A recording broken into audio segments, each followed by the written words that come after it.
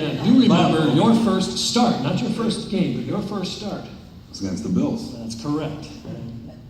Well, we Go ahead, tell them what happened. He had a great game. But we lost. Uwe von Schaman lost. Yeah, well. Missed 2 field goals. But Bill Squeak went out 3-point margin after 2 missed field goals by the Dolphins.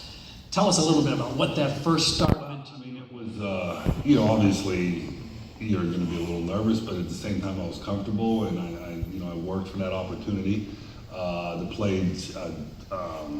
Ferguson was the quarterback for the Bills, and grew up watching him. And the funny part is, similar to Johnny Unitas, my first pass was intercepted, and actually my second pass was intercepted. And then a couple plays later, the next time I got on the field, I threw a touchdown. So that made it all better. But we lost in overtime to Joe Ferguson and the Bills. I think it was 38-35, and ended up. It was Mark Duper. Remember Duper, the golfer? Yeah. So it was really the Duper and Clayton. That was the first game where all three of us kind of started to play together and started the games together. So then we were there for 11 to 12 years straight. Well, that's a really important part. I was going to get to there eventually, but was it Duper was there in '82, and then Clayton came in '83? Yeah, he was the second year when my first year, and Clayton and I were in the same class. But Clayton was like an 8th round draft pick, I think, wasn't he? He was from Louisville. He was an 8th round draft pick. One of these guys that. So he, in today's draft, he would have been undrafted. Right. Exactly. Now, when you got to Miami, there was the Killer Bees. Yep. And the game was all about defense with Don Shula then. You know what? We had a different style when I first got there. I mean, obviously defensively, the Blackwood brothers, Baumhauer, Brzezinski, Brophy, a lot of guys would be at the back. Last name. For those who don't know what we're talking about, all the defensive, 7 of the 11 defensive players, their last name began with B. Right. They were called the Killer Bees. Bo Camper. But ananyway, no, where was I going with that? Well, I was saying that the game was different when you got there. Well, they were teammates of mine,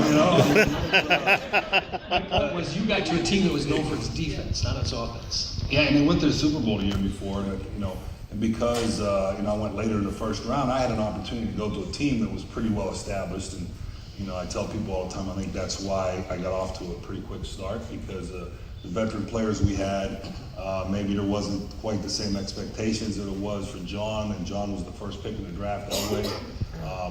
And I had some veteran receivers and linemen that helped me get acclimated pretty quick, and it made it for a lot of fun. Well, we kind of got off the subject a little bit when I talked about your rookie performance in that first game. Mm-hmm. Threw for over 300 yards, 4 touchdowns. But you then went on to win 9 of the next 10 games. Correct me if I'm wrong, but I think I'm No, you're right. How many guys come in as a rookie and replace a quarterback who just won a Super Bowl? Yeah, that had to was be David. a David was an excellent quarterback also. It was just one of those things, you compete for your job, and Coach Shula actually told me when I came in as a rookie, he said, I want you to work in this off season before I come to camp, my first camp, as if I was going to be the starter and that he was going to let me compete for the job. So that got me really excited right off the bat, and then it worked out.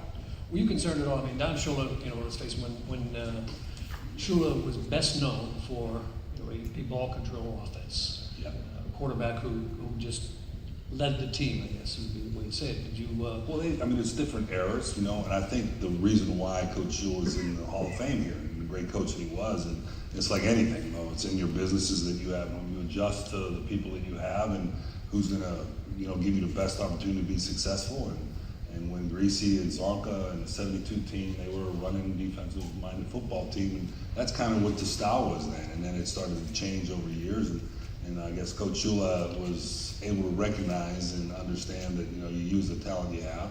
With me and Duper and Clayton and some of the other veteran receivers, that they adjusted. We adjusted what we did offensively and became more of a throwing team. You mentioned the receivers you had. Previous Shula teams, they had Kick, Zonka, Mercury Morris. They had running backs. You were never blessed with a great running game. Is that? We had.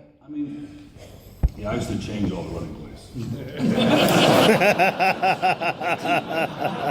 that leadership? Yeah.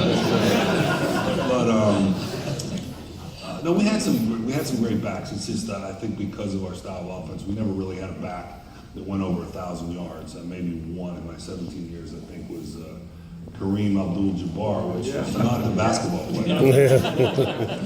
But yeah, he was later at the end of my career. So when we were talking about being from Pittsburgh, and a lot of young faces here, and I'm not sure they realize the rich history of the Pittsburgh area with Hall of Fame quarterbacks.